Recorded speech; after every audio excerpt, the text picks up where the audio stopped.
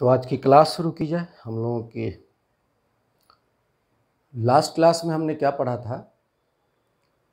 तो last class में हम लोगों ने फिनिश की थी कॉम्बिनेशन ऑफ रजिस्टर्स की जितने भी इम्पॉर्टेंट टाइप की सर्किट होती हैं, जिसमें हम ना सीरीज़ और ना ही पैरेलल की पहचान किए हो पाती हैं, और आपको इक्विवेलेंट रेजिस्टेंस के मान भी निकालने होते हैं। तो उस तरह की सर्किट में कुछ खास बातें होती हैं, जैसे कि समान पोटेंशियल का होना, या दूसरा सिमेट्रिक सर्किट का बनना, जिसमें कि हम करंट जो है वो समान इक्विवेलेंट पाथ के लिए बराबर कर देते हैं, और जैसा फिर करंट फ्लो होता है उसके अनुसार हम रजिस्टर को कनेक्ट मानते हैं, और फिर उसके बाद सीरीज़ पैरेलल की एक खास कॉम्बिनेशन बन जाती है, और उसका हम इक्विवेलेंट रेजिस्टेंस सीरीज़ पैरेलल लगाकर निकाल लेते हैं।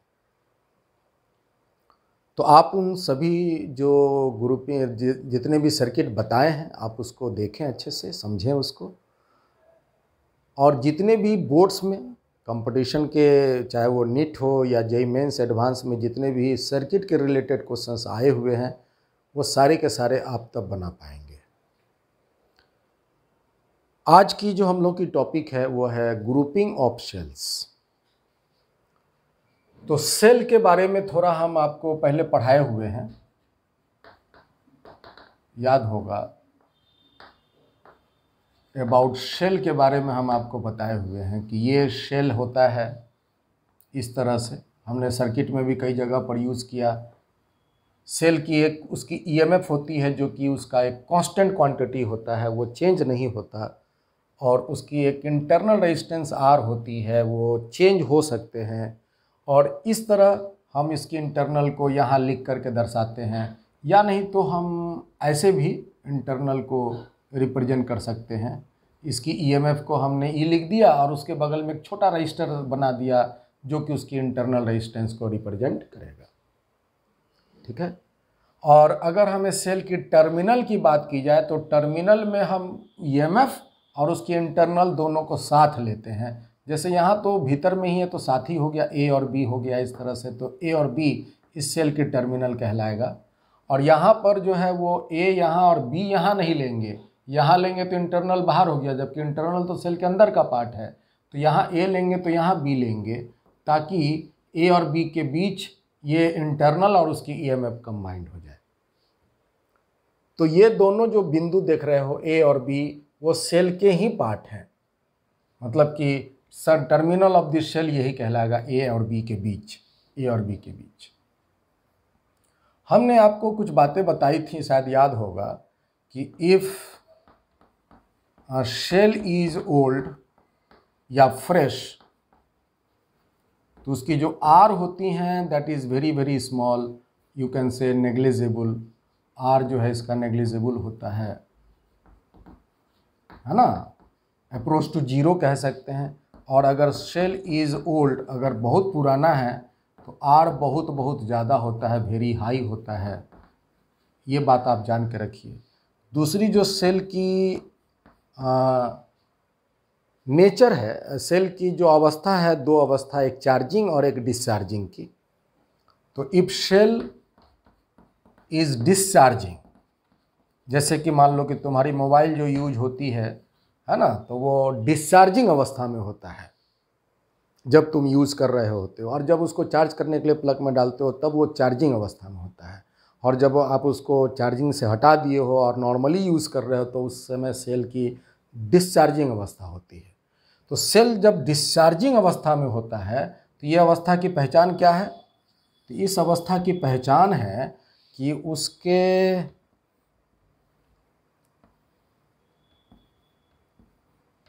पॉजिटिव टर्मिनल से करंट बाहर निकलता है। इस तरह पॉजिटिव टर्मिनल से करंट बाहर निकलता है, और तब कहते हैं कि सेल की यह डिस्चार्जिंग अवस्था है।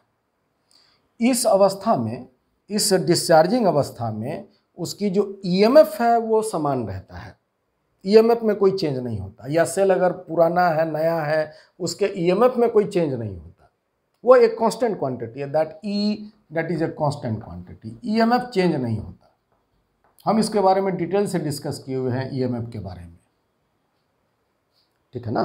तो ईएमएफ चेंज नहीं होता, हाँ उसकी इंटरनल रेजिस्टेंस के मान जो है अगर डिस्चार्ज हो रहा है तो उसकी जो आर है वो इंक्रीजिंग होता है।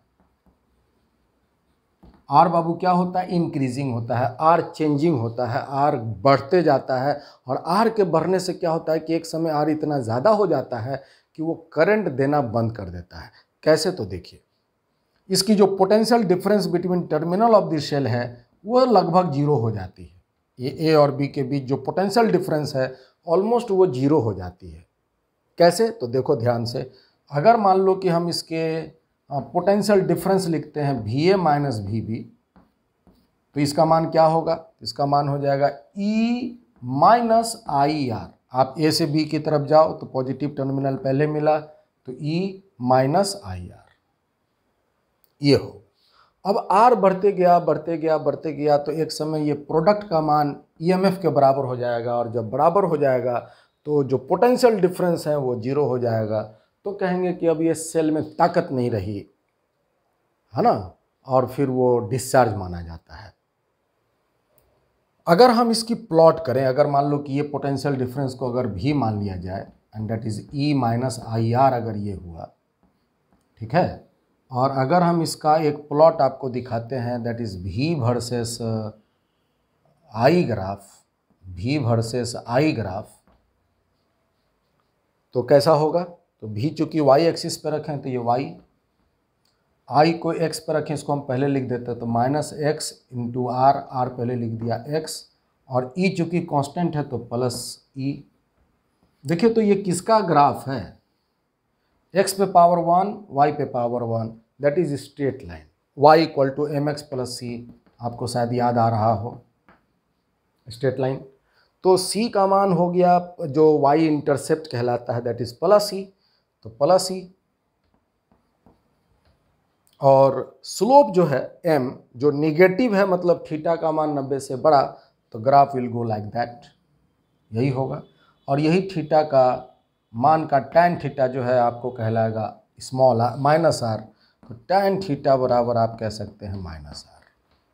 और अगर हम इधर से एंगल नापें अल्फ़ा, तो आप इस अल्फ़ा का टैन अल्फ़ा कह सकते हैं R, जो कि इंटरनल रेजिस्टेंस को रिप्रेजेंट करेगा, ठीक है। तो नेगेटिव स्लोप कह सकते हो, negative slope of such straight line will represent this internal resistance of the cell. Discharging के केस में नेगेटिव स्लोप, tan थीटा हुआ स्लोप, तो माइनस tan थीटा हो जाएगा negative slope. Negative slope while discharging या for discharging a shell,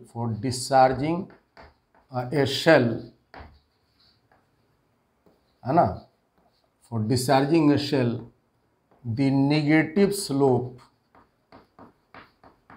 of V versus I graph will represent its internal resistance को वो represent करेगा, ठीक है। तो जैसा हम यहाँ ग्राफ में देख रहे हैं उसी बात को भाषा में लिखे हैं, तो आप ये बात समझिए कि इस तरह से है। लेकिन सेल की एक दूसरी भी नेचर होती है जिसको बोलते हैं सेकेंडरी सेल।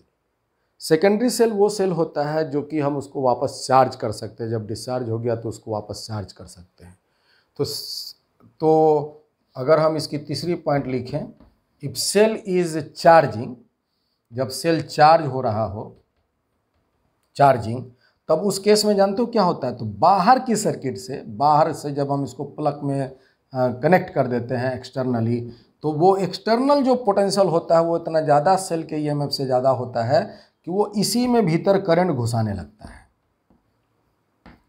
सेल से वो करंट लेता नहीं, सेल में ही करंट डालने लगता है, और इस वजह से सेल धीरे धीरे क्या होता है, चार्ज होने लगता है। और इस चार्जिंग प्रक्रिया में क्या होता है, तो उसकी जो ईएमएफ है उसमें कोई चेंज नहीं होता, उसकी जो इंटरनल रेजिस्टेंस है वो मान लगता है घटने। That internal resistance starts decreasing, ठीक है। और वो धीरे धीरे घटने के बाद जो पोटेंशियल डिफरेंस है उसके बढ़ने लगते हैं। तो आप अगर हम इसका पोटेंशियल डिफरेंस लिखें तो क्या होगा, VA माइनस VB इस तरह की चार्जिंग अवस्था में E प्लस IR होगा।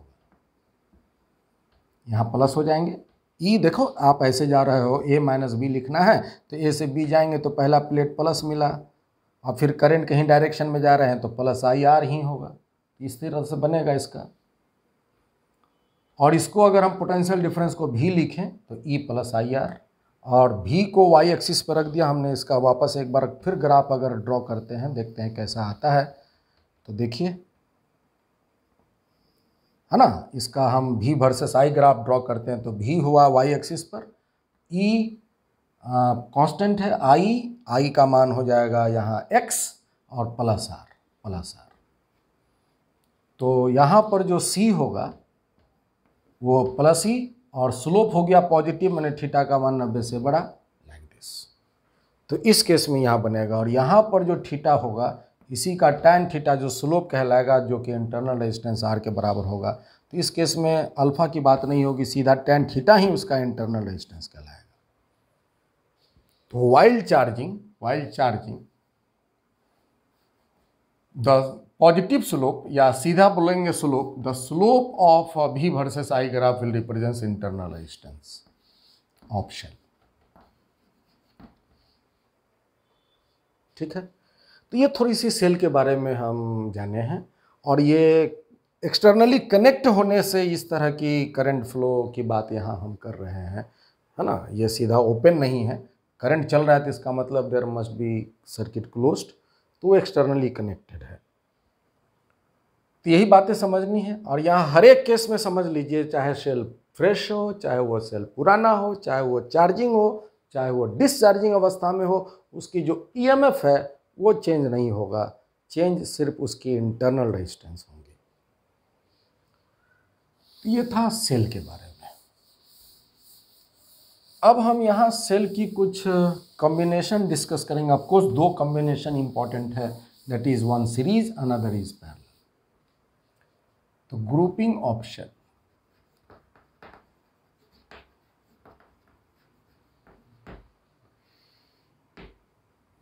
पहला हम ले लेते हैं इन सीरीज ग्रुपिंग। सपोज करो कि हम 3 सेल लेते हैं, है ना, जिसकी EMF है E1, E2, E3, internal resistance है R1, R2, R3, A और B के दरमियान ये 3 सेल इस तरह से कनेक्टेड है। 3 सेल बाबू इस तरह से कनेक्टेड हैं, और हम क्या चाहते हैं कि ये तीनों मिलकर अगर एक सेल बन जाए, ये तीनों मिलकर अगर एक सेल बन जाए तो उस सेल की EMF का इक्विवेलेंट मान कितना होगा, और उस एक सिंगल सेल की इंटरनल रेजिस्टेंस का इक्विवेलेंट मान क्या होगा। मतलब कि जैसे हम लोग इक्विवेलेंट रेजिस्टेंस निकाले थे, तो यहाँ हम अब इक्विवेलेंट सेल निकालेंगे कि इस तीनों को मिलाकर अगर एक सेल बनाई जाए तो उस सेल की EMF क्या होंगी, इक्विवेलेंट, और उसका इंटरनल रेजिस्टेंस क्या होगा। निकालने की विधि वही है, किरचॉफ्स लॉ। किरचॉफ्स लॉ हम इसलिए शुरुआत में ही पढ़ लेते हैं। जब एक्सटर्नल रेजिस्टेंस के कनेक्शन थे, रेजिस्टेंस की जब ग्रुपिंग की थी और उसमें इक्विवेलेंट निकालनी थी, तो हमने एक सेल जोड़ा था, याद होगा। और अगर सेल की ग्रुपिंग है तो हम यहाँ पर उसकी इक्विवेलेंट सेल निकालने के लिए एक रेजिस्टेंस को जोड़ेंगे। तो आप क्या कीजिए, A और B के बीच अपने मन से एक एक्सटर्नल रेजिस्टेंस जोड़ दीजिए, दैट इज R। यहाँ भी एक एक्सटर्नल रेजिस्टेंस जोड़ दीजिए, दैट इज R। अब ये सारे सेल मिलकर के इस रेजिस्टेंस में जितनी करंट अगर डाला, I मान लो, अकेला ये सेल उतना ही करंट इस रजिस्टर में डाल दे, तो हम कहेंगे कि ये सब के बराबर का ये अकेला समतुल्य वैल्यू है। अकेला ये सेल उतना ही करंट दे पाए जितना ये सब मिलके इसको करंट दिया था। तो I इसमें भी हम फ्लो करवाएंगे, I इसमें भी फ्लो कराएंगे, इसका भी KVL लिखेंगे, इसका भी KVL लिखेंगे, और फिर उसके बाद सिंप्लीफाई करके इसकी R इक्विवेलेंट, E इक्विवेलेंट का मान निकालेंगे। देखिए कैसे करते हैं, इसकी गणित समझिएगा, कंपैरिजन कर कर यहाँ निकाला जाता है। तो चलो हम एक लूप लिखते हैं। ये करंट बाबू ऐसे फ्लो हो रहा है, ऐसे फ्लो हो रहा है, करंट ऐसे फ्लो हो रहा है। ठीक है, तो आई, सब में करंट आई है। तो आप लिखिए, यहीं से लिखिए, ऐसे ही चलिए, जो करंट का सर्कुलेशन है आप उसी तरह से राउंड ट्रिप लीजिए। तो बोलिए क्या होगा, आई आर है ना, माइनस E3, फिर प्लस IR3, फिर माइनस E2, फिर प्लस IR2, फिर माइनस E1, फिर प्लस IR1, पहुंच गए, दैट इज इक्वल टू 0। और इसको थोड़ा हम सजा लेते हैं। कैसे सजाते हैं देखिए ध्यान से। तो IR plus I into R1 plus R2 plus R3, ये बाबू R1 plus R2 plus R3, और ये जो minus E1 minus E2 minus E3 को हम उस पार भेज देते हैं, तो E1 plus E2 plus E3। इस तरह से हमने इसको सजाया, दैट इज इक्वेशन 1। अब हम इसका भी इक्वेशन लिखते हैं। बोलिए क्या लिखें, इसका लिखेंगे IR minus plus IR equivalent and minus E equivalent is equal to 0, है ना। IR करंट का डायरेक्शन बाबू यही है, तो इंटरनल रेजिस्टेंस मिला तो करंट का डायरेक्शन में प्लस हुआ, और पहला शेल का टर्मिनल नेगेटिव मिला तो माइनस E इक्विवेलेंट हुआ, दैट इज दिस। और इसको हम माइनस E इक्विवेलेंट को उधर भेज देते हैं, तो ये बराबर हो जाएगा इक्वल टू E इक्विवेलेंट। यह है इक्वेशन नंबर 2। आप इन दोनों इक्वेशन को कंपेयर कीजिए, कंपेयरिंग 1 एंड 2, कंपेयरिंग 1 एंड 2। आप इनको कंपेयर करोगे तो देखो IR अपनी जगह है, प्लस I यहाँ भी है, तो R इक्विवेलेंट की जगह यहाँ दिख रहा है R1 plus R2 plus R3, और E इक्विवेलेंट की तरह दिख रहा है E1 plus E2 plus E3। तो E इक्विवेलेंट का मान जो है वो हुआ E1 plus E2 plus E3, और R इक्विवेलेंट का मान हुआ R1 plus R2 plus R3।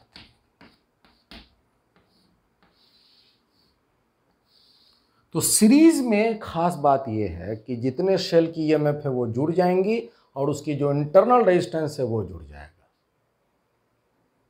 ठीक है, राइट। अब हम इसी को ध्यान में रखते हुए कुछ पॉइंट्स हम आपको नोट करवाते हैं, ये समझने का प्रयास कीजिएगा।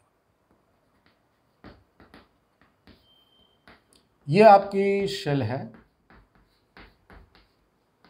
ये है E1 E2 E3 R3 R2 R1, और ये मिल करके एक शेल बना। इस शेल की E इक्विवेलेंट और R इक्विवेलेंट की बात पूछी जा रही है। तो हमने जैसा अभी सिखाया कि अगर सीरीज में कनेक्टेड है तो उसके इंटरनल रेजिस्टेंस जुड़ जाएंगे R1 plus R2 plus R3, और EMF भी इसके जुड़ जाएंगे और होंगे E1 plus E2 plus E3, इस तरह। परंतु होता क्या है कभी कभी सवाल में कि सेल कभी कभी उल्टा भी कनेक्टेड दिया जा सकता है। सपोज करो सेल जो है वो इस तरह से कभी कनेक्ट हो गया,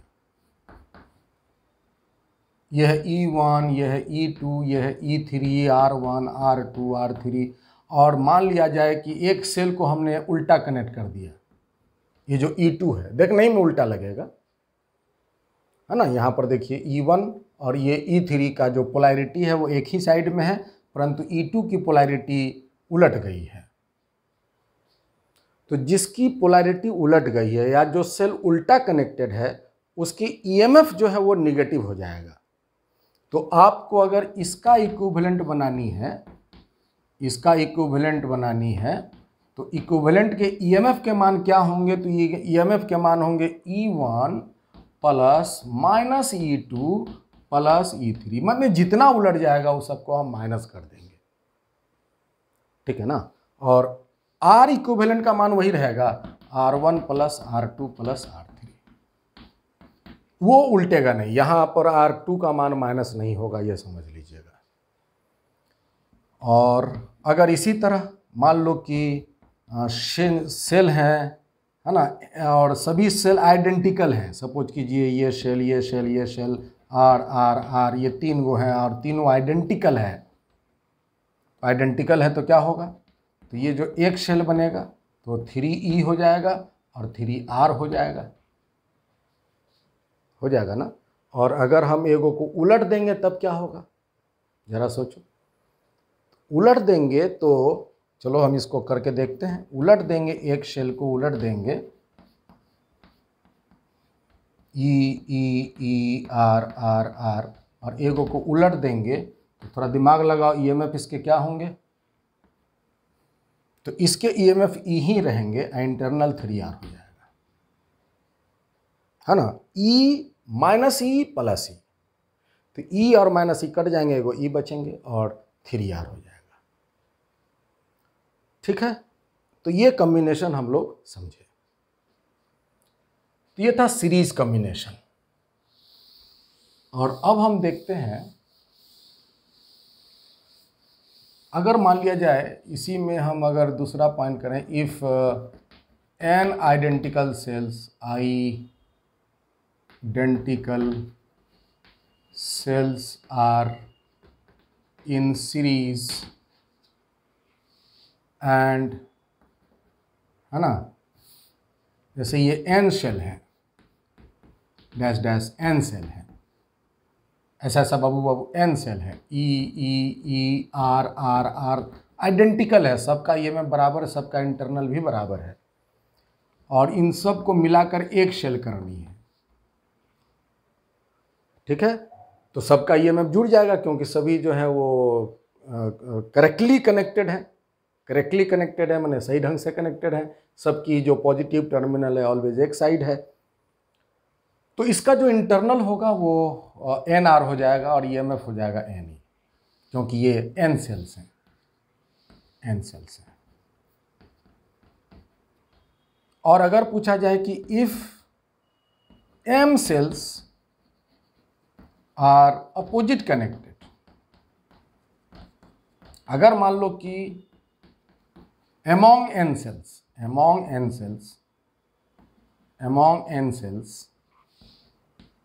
इसको हम पहले लिखें, है ना, among n cells, इस n सेल में अगर m सेल्स जो है वो उल्टा कनेक्टेड है, जैसे मान लो 50 सेल था और 50 में से 15 ठो सेल जो है वो उल्टा कनेक्टेड है, बातें समझ में आई, तब उस केस में क्या होगा। तो देखिए, ये शेल हो गया, ये शेल हो गया, n सेल टोटल है, टोटल सेल की संख्या n ही है।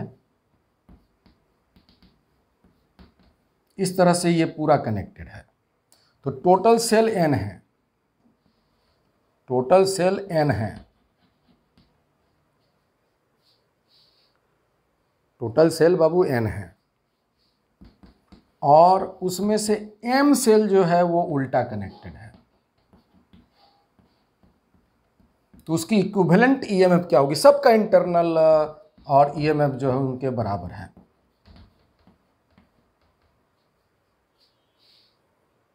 तो उसकी इक्विवेलेंट ईएमएफ क्या होंगी, तो टोटल हो गया n, अगर पॉजिटिव कनेक्टेड होता तो NE हो जाता, अब यहाँ NE नहीं हो पाएगा, NE होता जब सीधा होता, अब इस NE में ME जो है वो घट जाएगा। ये टोटल अगर जैसे मान लो 50 गो है तो 50 ठो में 15 ठो उल्टा है, ठीक है, तो 50 होता तो प्लस ई होता, लेकिन 50 प्लस तो नहीं हुआ, 15 ठो उल्टा हो गया, तो 35 नहीं बोलेंगे, है ना। जरा सोचिए क्या बोलेंगे, इसका मान कितना बोलेंगे,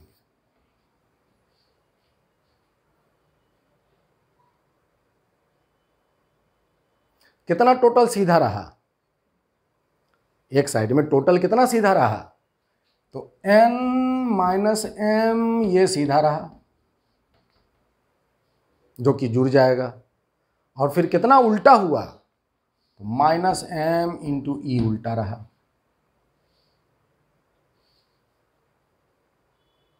जैसे मान लिया जाए 50 सेल था और उस 50 सेल में 15 सेल उल्टा है, तो सीधा कितना है?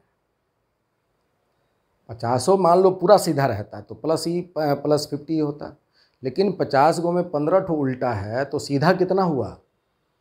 तो सीधा 35 ठो हुआ।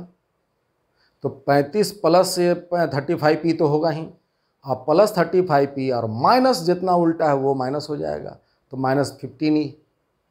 उसी तरह से टोटल सेल n है, उसमें से m सेल उल्टा है, तो टोटल सीधा कितना है? तो n माइनस m सेल सीधा है, तो वो हो गया n माइनस m इंटू ई। और उल्टा कितना है? तो उल्टा है आपकी m, तो -m इंटू ई। इस तरह तो आप इसका EMF निकालेंगे तो आएगा n-2m इंटू ई, इस तरह। और इंटरनल रेजिस्टेंस का मान हो जाएंगे NR, उसमें m नहीं आएंगे, ये समझ लीजिए, है ना। तो इस तरह से चीज़ों को आप सजा सकते हैं, दिमाग लगाइएगा तो आपको पता चल जाएगा। तो ये था सीरीज के कनेक्शन की शेल का EMF। अब हम दूसरा देखते हैं इन पैरेलल ग्रुपिंग। मान लो कि ये 3 शेल हैं,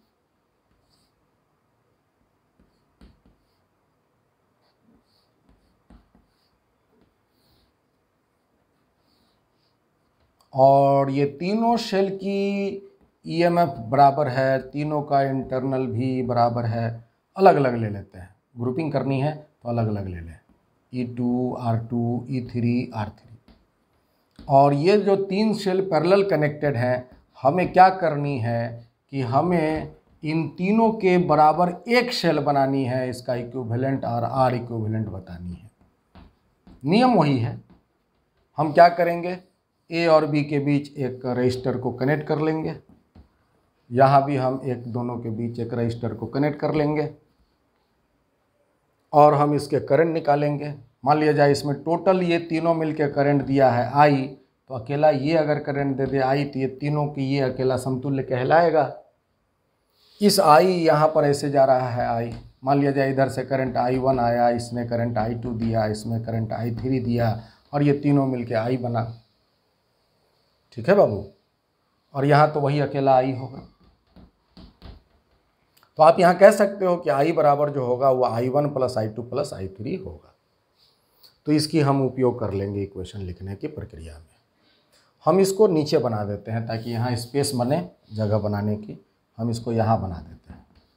यह है E इक्विवेलेंट R इक्विवेलेंट, इसको हमने एक रजिस्टर से जोड़ दिया, और इसमें ये अकेला शेल ने करंट दिया है I। ठीक है, चलिए तो हम यहाँ इक्वेशन लिखेंगे। पहले हम ये वाली लूप ले लेते हैं, बाहरी बाहर। बोलिए IR, ये बाबू IR minus E1 plus I1 R1, पहुँच गए, that is equal to 0। Okay, ठीक। और यहाँ से ऐसा करते हैं, यहाँ से हम ऐसा करते हैं कि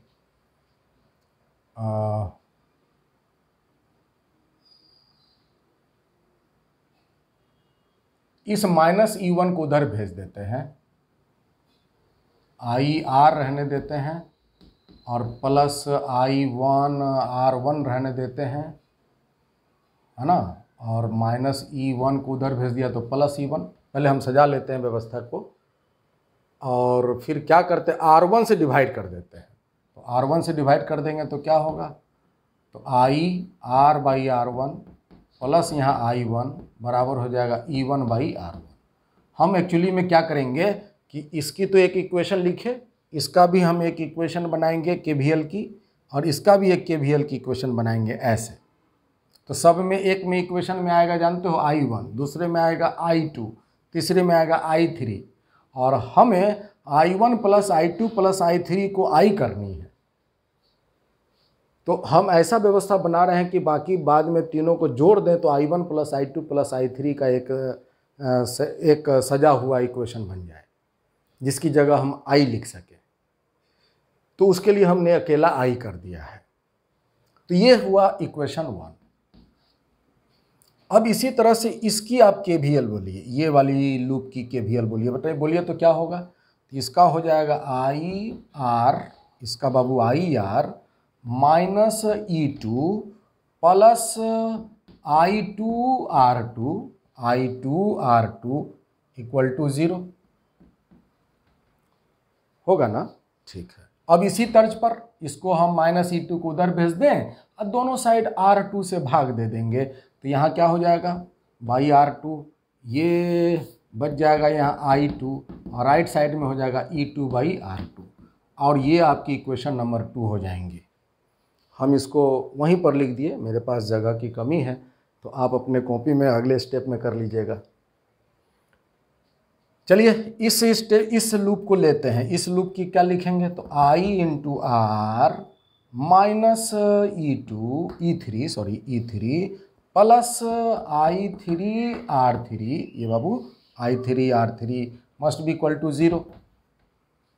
और फिर हम माइनस E3 को उधर भेज देते हैं और दोनों साइड R3 से भाग दे देते हैं। तो नीचे में यहाँ R3 हो जाएगा, ये तो उधर चला गया और यहाँ पर I3 बचेगा और ये हो गया E3/R3।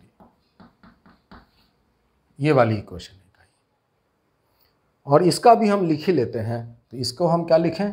तो I × R, ये बाबू IR plus minus E equivalent और plus IR equivalent is equal to 0। ऐसा होगा। और आप दोनों साइड फिर R इक्विवेलेंट से डिवाइड कर दीजिए। तो R इक्विवेलेंट से डिवाइड कीजिएगा तो क्या मान प्राप्त होगा, थोड़ा बताइए। तो यहाँ पर हो जाएगा बाई R इक्विवेलेंट, यहाँ पर तो I ही रहेगा प्लस I, और इधर में हो जाएगा E इक्विवेलेंट/R इक्विवेलेंट। और ये रहा इक्वेशन नंबर 4। ये तैयार हुआ है इस लूप से। ये पहला इक्वेशन तैयार हुआ ऊपर वाले के साथ, बीच वाला तैयार हुआ बीच वाले के साथ, नीचे वाला तैयार हुआ है ये नीचे वाला लूप के साथ, है ना। तो KVL लिख करके हर एक का, और सब में ये R आएगा। हम इसको सजा दिए हैं। अब क्या करते हैं, देखो हम क्या करते हैं कि ये जो इक्वेशन 1 2 3 लाए हैं ना, उसको जोड़ देते हैं। 1 + 2 + 3 को कर देते हैं, जोड़ देते हैं। तो क्या होगा लेफ्ट हैंड साइड में?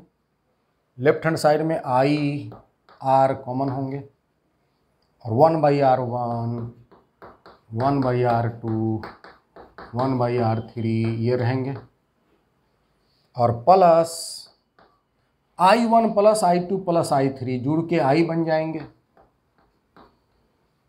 बनेंगे ना बाबू? ये देखिए I1 इधर से आ रहा है, I2 इधर से आ रहा है, I3 इधर से आ रहा है, जुड़ करके I तो बना है।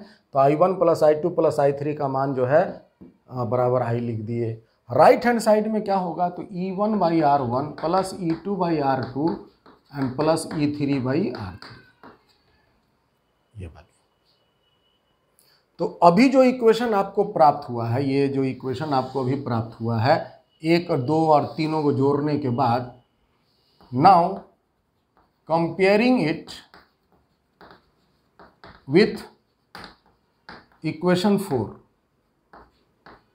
ये जो चौथा इक्वेशन हमने लिखा था इक्विवेलेंट सर्किट के लिए, इसको इसके साथ आप कंपेयर करो।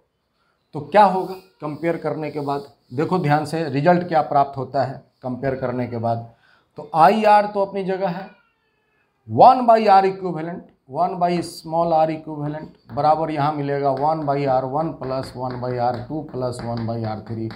ये आपको रिजल्ट प्राप्त होगा, जिससे आपकी जो वो जो सेल इक्विवेलेंट बना है उसकी इंटरनल रेजिस्टेंस क्या होंगी वो आप इस फॉर्मूला से निकाल सकते हो। और रह गया बात E इक्विवेलेंट, इसको भी कंपेयर करो इधर। तो E इक्विवेलेंट R इक्विवेलेंट बराबर 1/R1 plus E1/R1 plus E2/R2 plus E3/R3, और यहाँ से E इक्विवेलेंट का मान बराबर होगा E1/R1 plus E2/R2 plus E3/R3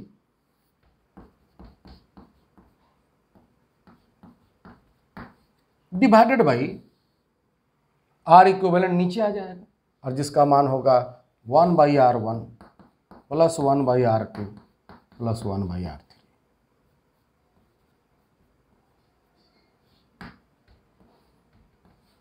actually में ये आकर के मल्टीप्लाई होगा और डिनोमिनेटर में 1/R इक्विवेलेंट आएगा, जिसका मान हम इतना लिख सकते हैं।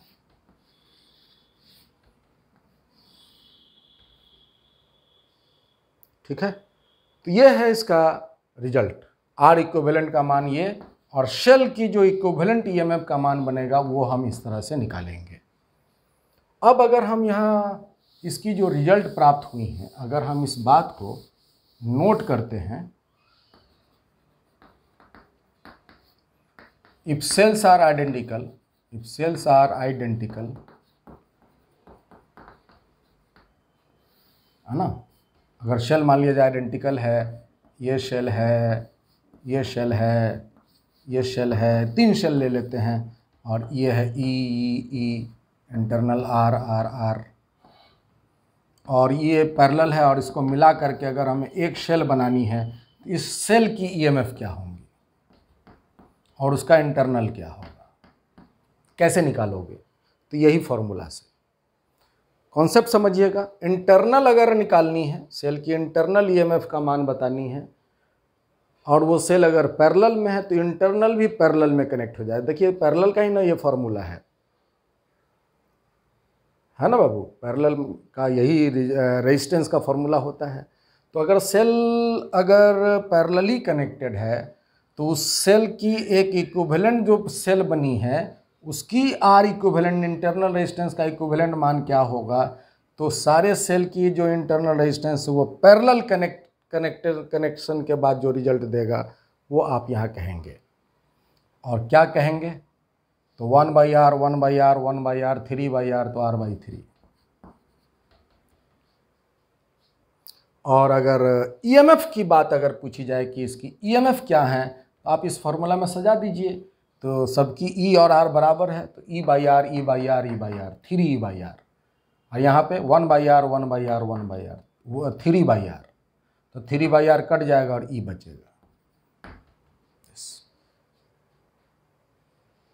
अब इसी में अगर कोई एक सेल उल्टा कनेक्टेड है, सपोज करो if this cell is not like this, this is like this, तो जो सेल उल्टा होगा उसका EMF बस माइनस हो जाएगा, इंटरनल वही रहेगा जो इसके पहले हम लोग कॉन्सेप्ट सीखे थे, इंटरनल वही रहेगा जैसे निकालते थे, और EMF में बस यहाँ माइनस हो जाएगा, तो ये माइनस हो जाएगा, ये माइनस हो जाएगा।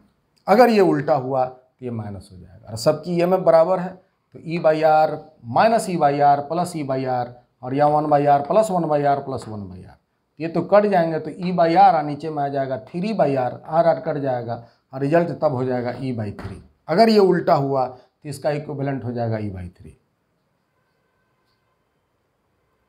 आप घर के देखिए, आपको ये सारे रिजल्ट प्राप्त हो जाएंगे। और अगर वो सीधा कनेक्टेड है तो सीधा E होगा, E होगा। ठीक है, तो आप इस बात को सीखिए, ये फॉर्मूला मेन है, उस फॉर्मूला के साथ आप याद रखिएगा इसको कि इस सीरीज में क्या है कि सारे EMF जुड़ जाएंगे, सारे इंटरनल भी जुड़ जाएंगे। पैरेलल में इंटरनल रेजिस्टेंस का इक्विवेलेंट मान सेल के इंटरनल के पैरेलल कनेक्शन के इक्विवेलेंट मान से निकलेगा, और EMF का जो मान होगा उसका एक फॉर्मूला भाई आपको याद रखना पड़ेगा, E1/R1 plus E2/R2 plus E3/R3 by 1/R1 plus 1/R2 plus 1/R3, इस तरह से। तो यही है सेल की ग्रुपिंग। आपसे पूछा जाता है derive an expression for equivalent resistance and equivalent EMF of cell when cells are connected in series and when cells are connected in parallel, और आप इस तरह से उसका रिजल्ट प्राप्त कर सकते हैं। अब हम यहाँ सीखते हैं condition for getting maximum current from n identical shells.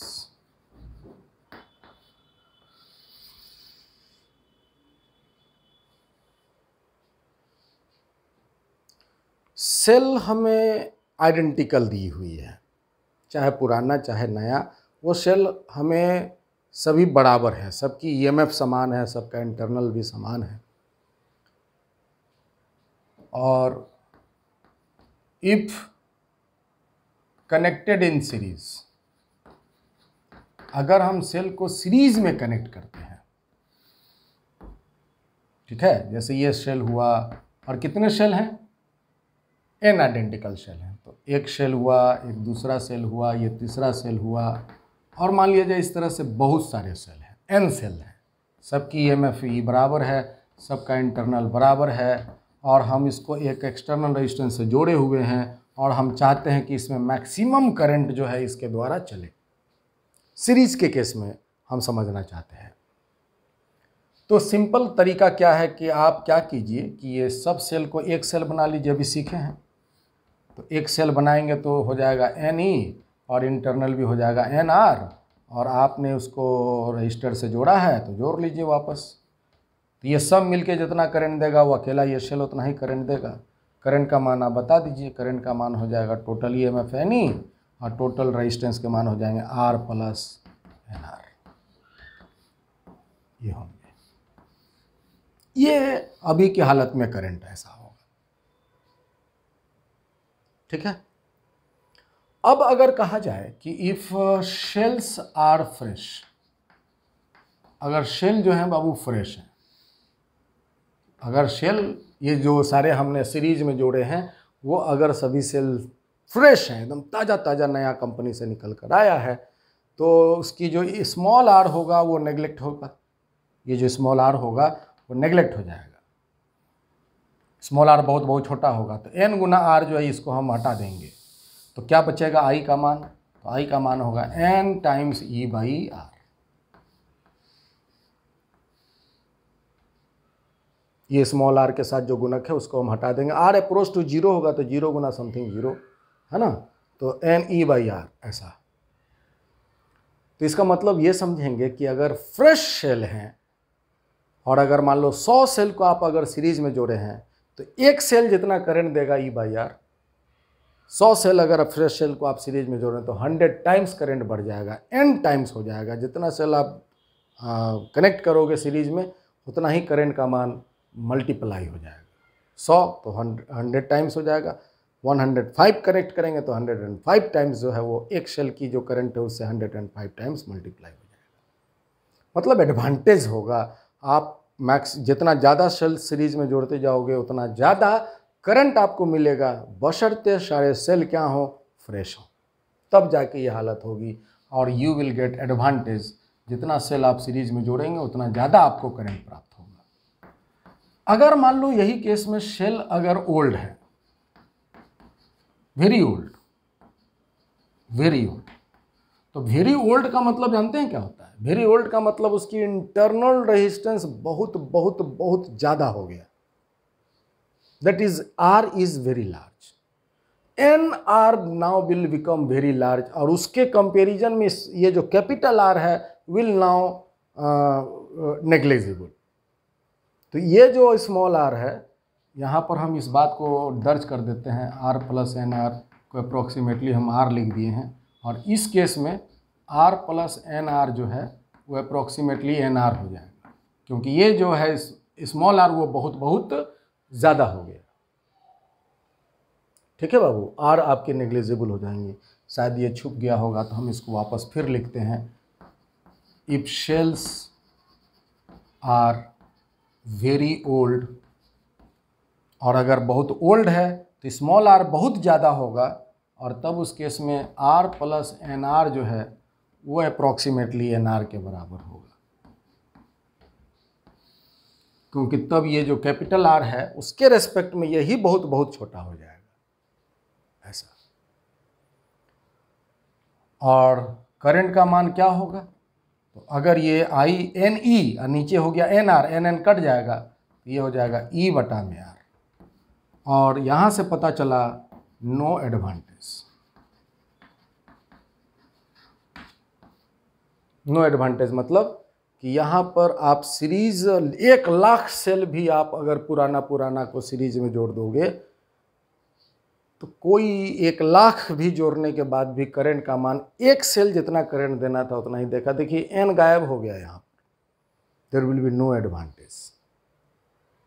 ठीक है, तो फ्रेश सेल को सीरीज में जोड़ने से आपको ज़्यादा करंट प्राप्त हो सकता है, पुराने सेल को सीरीज में जोड़ने से कोई फायदा नहीं है। अब बात करते हैं सेल अगर पैरेलल में कनेक्ट की जाए तब क्या बातें होंगी। If connected in parallel, n cell ही हैं और इनको हम अगर पैरेलल में कनेक्ट करते हैं तब देखते हैं कि क्या बातें होती हैं।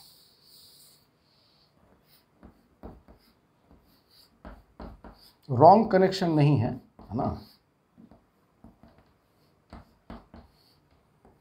वो तो रॉन्ग कनेक्शन करके आपसे क्वेश्चन पूछा जाता है कि इसका इक्विवेलेंट कितना होगा, इंटरनल कितना होगा, 2-4 गो रॉन्ग कनेक्टेड कर दिया, तो इस तरह से आप जो है कनेक्ट करके उसका ईएमएफ बता सकते हैं, इंटरनल बता सकते हैं।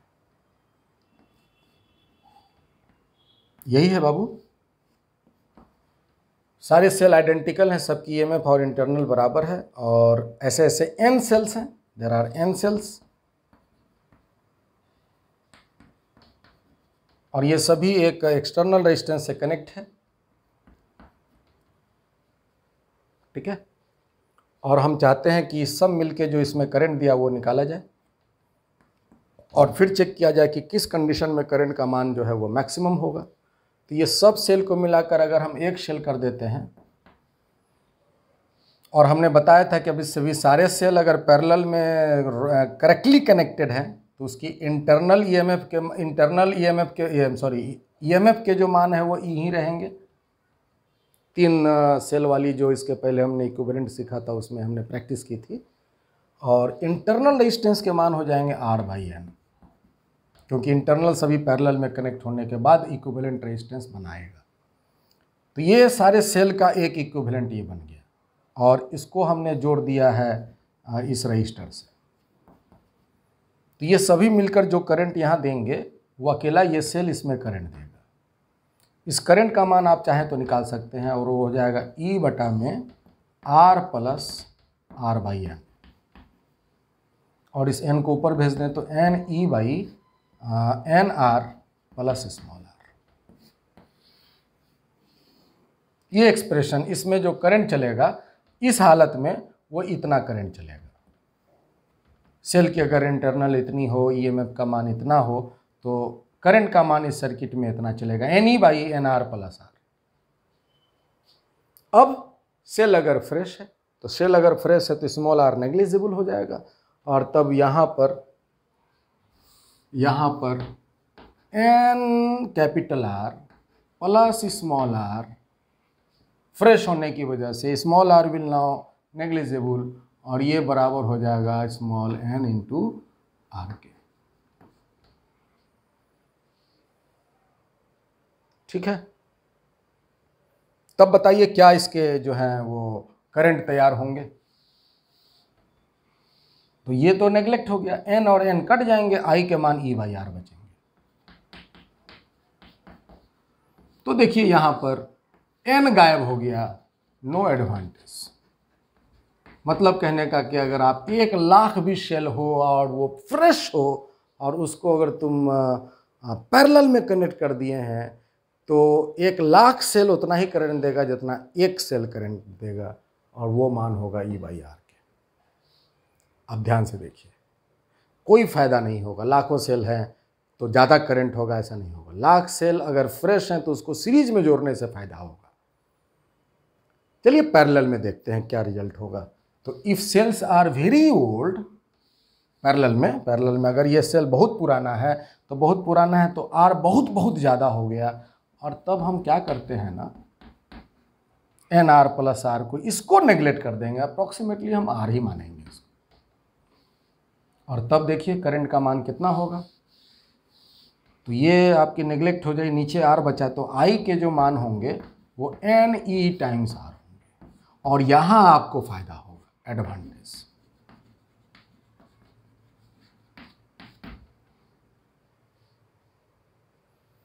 और यहाँ से आप क्या समझेंगे? तो यहाँ से आप ये समझेंगे कि सेल अगर सीरीज में है,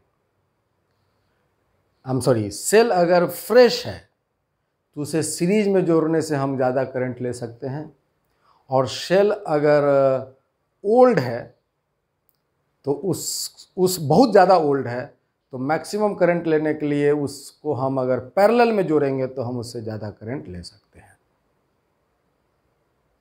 ठीक है, लेकिन मतलब एक तो रफ आइडिया ले लीजिए कि अगर सेल बहुत फ्रेश है तो उससे बस सीरीज़ में जोड़ने से हम ज़्यादा करंट ले सकते हैं, और अगर सेल बहुत पुराना है तो हम उसको पैरेलल में जोड़ेंगे तो हम उससे ज़्यादा करंट ले सकते हैं।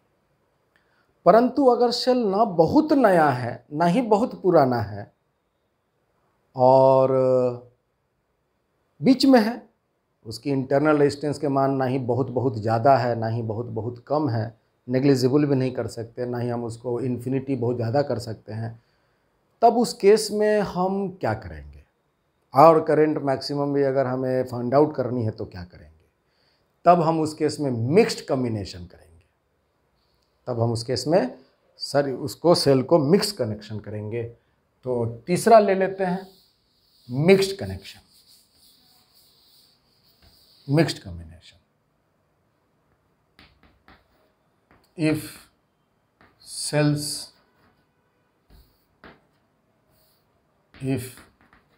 cells are connected in mixed combination,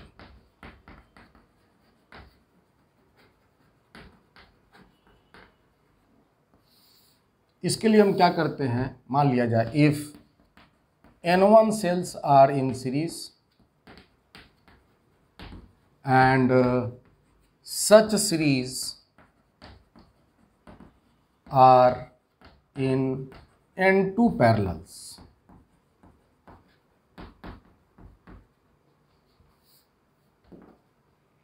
मतलब कि N1 सेल्स जो हैं वो सीरीज में है, इसकी जो संख्या है बाबू N1 है, ER N1 सेल्स हैं सीरीज में, और ऐसा जो सीरीज है वो कितने हैं? तो N2 हैं।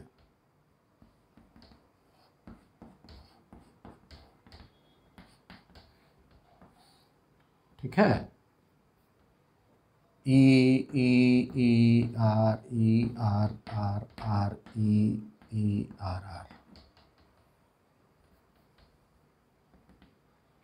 कितने शेल हैं सीरीज में? तो ये शेल जो है N1 सेल हैं, और पैरेलल ऐसा कितने हैं? तो N2 पैरेलल हैं, N2 पैरेलल है, और ये सभी कनेक्टेड हैं एक रजिस्टर से, ऐसा।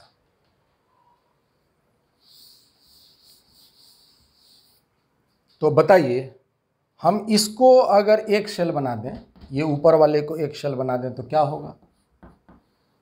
तो सीरीज में हो जाएगा N1E N1R। इसको भी हम एक शेल बना दें तो क्या होगा? तो इसका हो जाएगा N1E, क्योंकि N1 है, N1E N1R। इसको बना दें तो ये भी हो जाएगा N1E N1R, और ये सबको एक रजिस्टर से जोड़ दें, जोड़ दिया। और अब देखो तो ये सेल तीनों सेल इक्विवेलेंट है, ये आइडेंटिकल है, जिसका हर एक का EMF N1E है और हर एक का इंटरनल रेजिस्टेंस N1R है। अब हम इस सभी, और ऐसे सेल कितने हैं? तो ऐसे सेल हो N2, है ना? तो आप अगर इन सबको एक सेल बनाओगे तो ये सेल जो बनेगा उसकी उसकी जो EMF है वो तो N1 ही रहेगा, और इंटरनल का मान हो जाएगा N1R/N2। ये कनेक्शन हम पढ़े हुए हैं, और इसको हम कनेक्ट किए हैं रजिस्टर से। ठीक है। हर एक सेल की ईएमएफ अगर ई है, पैरेलल में है, तो उसका इक्विवेलेंट ईएमएफ का मान ई ही रहेगा। और अगर ऐसे ऐसे सेल इंटरनल रेजिस्टेंस अगर N2 है, N1R N1R N1R, अगर ऐसे ऐसे पैरेलल N2 है तो उसका इंटरनल हो जाएगा N1R/N2। रेजिस्टेंस वही है। अब ये देखिए, ये सब मिल करके जो करंट देगा वो अकेला ये देगा, और ये करंट हो गया। तो यहाँ पर ये सारा मिलके जो इसमें करंट देना था वही ये मिल करके इसको करंट देगा, वो अकेला ये सेल यहाँ करंट देगा। तो हमसे यहाँ एक प्रश्न ये भी पूछा जाता है कि ये सबकी इक्विवेलेंट सेल का ईएमएफ क्या होगा और इक्विवेलेंट सेल की जो इंटरनल रेजिस्टेंस होगी वो क्या होगी। ये हम लोग एक सीखे हैं। करंट की बात कर लेते हैं। तो यहाँ जो करंट निकलेगा वो करंट का मान कितना होगा, तो करंट का मान हो जाएगा N1E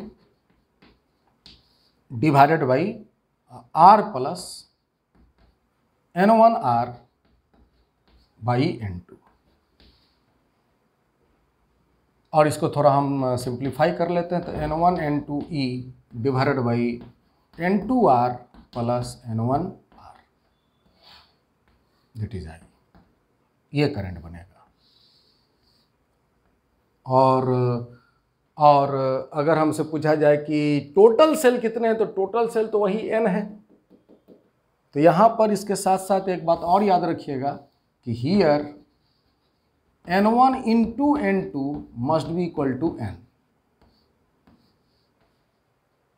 छुप गया? नहीं, ठीक है। N1 इंटू N2 का जो मान होगा वो N ही होगा। जैसे मान लो कि 64 गो सेल था, 64 गो सेल में से हमने 16 गो सेल को सीरीज में रख लिया, और ऐसा 16 गो सीरीज को हम 4 पैरेलल बना दिए। तो 16 चौके 64, 16 16 16 16, 4 गो बन गया। तो 16 गुना 4 64 होगा। तो total number of cell N है। ऐसा ऐसा सेल N1 है सीरीज में, और ऐसा ऐसा सीरीज जो है वो N2 है। तो N1 इंटू N2 बराबर हो जाएंगे N, टोटल सेल की संख्या N। तो ये करंट इस केस में बनेंगे। ठीक है। अब हम चाहते हैं कि इस करंट से करंट की मान मैक्सिमम किस कंडीशन में होंगी, मतलब कि कितना सेल को सीरीज में जोड़ा जाए कि करंट का मान जो है होगा वो मैक्सिमम होगा, है ना।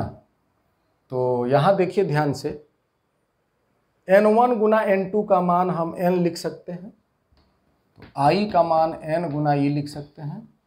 और डिनोमिनेटर में, क्योंकि N तो कांस्टेंट है, डिनोमिनेटर में N2 का मान अगर लिया जाए तो N2 का मान हो जाएगा N by N1 R plus N1 into R। हमने एक बना लिया, N1 N2 में से N2 को मान रख दिया, N1 के रूप में ले आए। ये रिजल्ट आया। कितना आया, तो ये लिख सकते हैं NE into N1 divided by NR plus N1 square into small r। ये आपकी I का मान आया।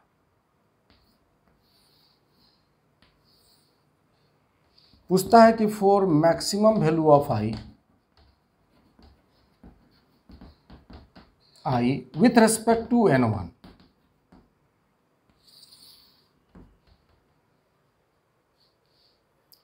सपोज कीजिए कि आपके पास 64 गो सेल है, ठीक है, और उस 64 सेल को आपको कनेक्ट ऐसा करना है कि एक एक्सटर्नल रेजिस्टेंस में करंट मैक्सिमम फ्लो करवाए। तो आप देखिए सेल की इंटरनल कैसी है। अगर इंटरनल बहुत बहुत कम है, 0 के बराबर है, तो आप सबको सीरीज में जोड़ दो, मैक्सिमम करंट दे देगा। और अगर वो पूरा 0 के करीब नहीं है, थोड़ा सा मान है ज़्यादा, तो हम क्या करेंगे, तो 64 गो है तो 32 गो को सीरीज में ऐसा ऐसा 2 गो पैरेलल बना लो, 32 32 का, सीरीज में 32, एक और सीरीज में 32, दोनों को पैरेलल लगा दो, क्योंकि जितना पुराना होता जाएगा पैरेलल में जोड़ने पर करंट आपको मैक्सिमम देगा। और ज़्यादा पुराना है, आर का मान, इंटरनल रेजिस्टेंस का मान थोड़ा और ज़्यादा हो गया, तो 16 गो को सीरीज, मतलब कि सीरीज में संख्या घटाते जाएंगे और पैरेलल में संख्या बढ़ाते जाएंगे, तो करंट आपकी जो है वो उसके अनुसार बढ़ेगा। इंटरनल ज़्यादा होने के इस प्रक्रिया को हम फॉलो करेंगे। तो 16 को सीरीज में, 16 को सीरीज में, 16 को सीरीज में, 16 को सीरीज में, 4 गो ऐसा पैरेलल बनेगा और तब करंट आपको प्राप्त होगा जो ज़्यादा होगा। इंटरनल और ज़्यादा कर दिया जाए तो और ज़्यादा कर दिया जाता, 8 गो को सीरीज में ऐसा ऐसा 8 पैरेलल बना देंगे। इंटरनल और ज़्यादा कर दिया जाए तो 4 गो को सीरीज में और 16 गो ऐसा पैरेलल बना देंगे। इंटरनल और ज़्यादा कर दें तो 2 ठो को सीरीज में ऐसा ऐसा 32 गो पैरेलल बना देंगे। और इंटरनल बहुत बहुत ज़्यादा कर दें तब तो फिर हर एक सेल को हम पैरेलल में ही जोड़ देंगे। तो मतलब कि जैसा उसकी इंटरनल रेजिस्टेंस की वैल्यू होंगी उससे डिसाइड होगा कि कितनी सेल सीरीज में हो और कितनी सेल पैरेलल में कनेक्टेड हो। ठीक है, तो हम यहाँ जानना चाहते हैं कि सीरीज में कितनी सेल की संख्या हो ताकि करंट का मान मैक्सिमम हो। सीरीज में सेल की संख्या N1 थी तो N1 का मान क्या हो कि करंट का मान मैक्सिमम हो। To find value of maximum current with respect to N1 तो शर्त क्या है, di/dN1 का मान 0 होना। आप इसको डिफ्रेंशिएट करो N1 के रिस्पेक्ट में और उसको 0 पुट करो, जो कंडीशन आपको देगा उस कंडीशन पर आपके ये मान आएंगे। चलो डिफ्रेंशिएशन करते हैं।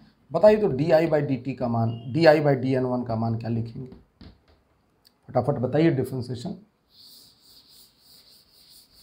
कर सकते हैं, डिफ्रेंशिएशन है ना। तो 2 चीज़ भाग में है तो नीचे वाला बाहर, ऊपर वाले का डिफ्रेंशिएशन N1 का हो जाएगा 1। Ne को हम कॉमन ले लेते हैं, ठीक है बाबू, Ne को हम कॉमन ले लेते हैं क्योंकि वो तो कांस्टेंट है। नीचे वाला बाहर,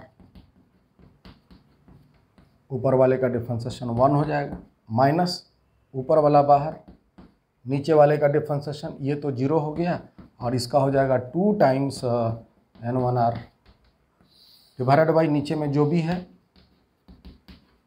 है उसका होल स्क्वायर। इसको 0 कर लें, 0 करने से ये चला जाएगा, 0 के पास डिनोमिनेटर चल जाएगा, 0 के पास और बचेंगे क्या क्या, तो बचेंगे NR plus N1 square R plus minus minus 2 times N1 square into small r, ये बचेंगे।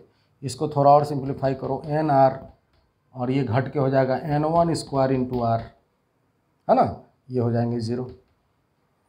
और n का मान हम फिर रख देते हैं N1 इंटू N2, तो N1 into N2 into capital R, इसको उधर भेज देते हैं तो बराबर में आ जाएगा N1 स्क्वायर R।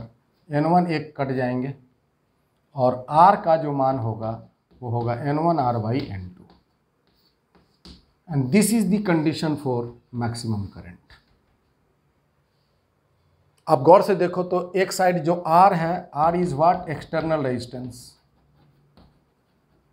और राइट हैंड साइड में देखो तो जो रिजल्ट आप देख रहे हो N1R/N2, ये देखिए जो फाइनल इक्विवेलेंट जो सेल बनी थी उसकी का इंटरनल रेजिस्टेंस है ये वाला N1R/N2।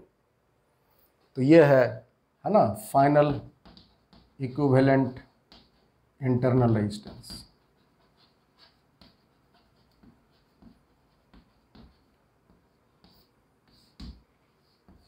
तो जब ये कंडीशन होगा तब जो करंट का मान होगा वो मैक्सिमम होगा। At this condition the current will be maximum.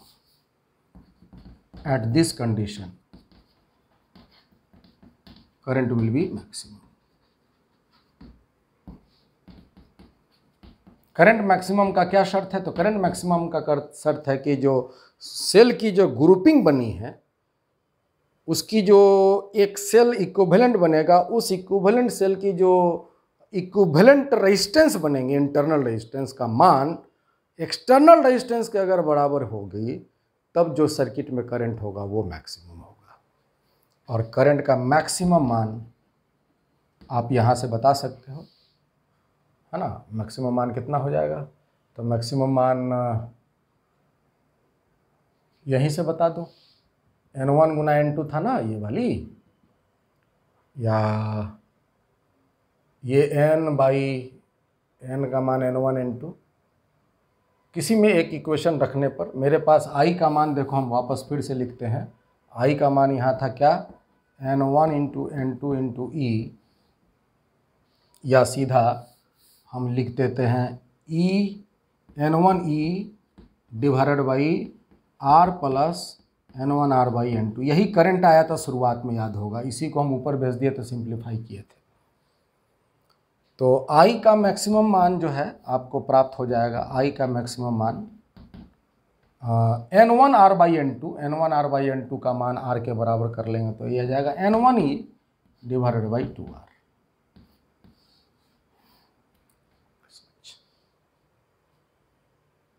ठीक है, तो मैक्सिमम करंट की ये शर्त है कि सेल जितने भी सीरीज पैरेलल में मिक्स्ड ग्रुपिंग में हैं, उन मिक्स्ड ग्रुपिंग की सेल की जो एक इक्विवेलेंट सेल बनेगा, उस एक इक्विवेलेंट सेल की जो इंटरनल रेजिस्टेंस का मान बनेगा, उस इंटरनल रेजिस्टेंस का मान एक्सटर्नल रेजिस्टेंस के जब बराबर होगा तो उस पर्टिकुलर कंडीशन में करंट का मान मैक्सिमम होगा।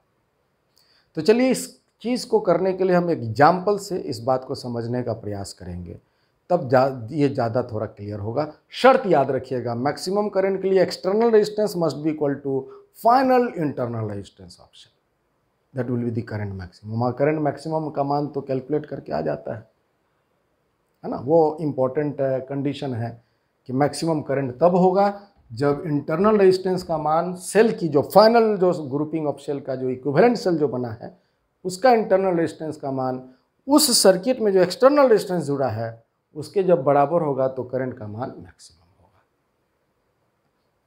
तो हम इसको एक एग्जाम्पल से समझने का प्रयास करेंगे, तो अगली क्लास में हम इसको कंटिन्यू करते हैं। तो probability is all for the day. Thank you.